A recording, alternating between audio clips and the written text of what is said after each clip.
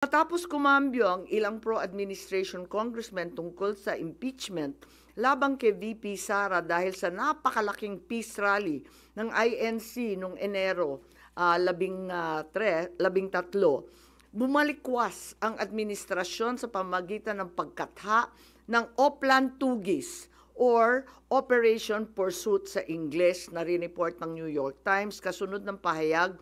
ng kalihim ng katarungan na bukas ang administrasyon makipag-usap na sa ICC tungkol sa ilang pamamaraan ng kooperasyon. Maliwanag ang pag-aresto kay dating Pangulo ay bahagi ng malawakang pagsisikap ng gobyerno na pabagsakin ang mga Duterte bago mag-2028 election pa. Ang unang malinaw na pagtangka upang pabagsakin ay sa pamamagitan ng PI na magsilbing panimula sa pagbabago ng probisyon ng ating konstitusyon para hadlangan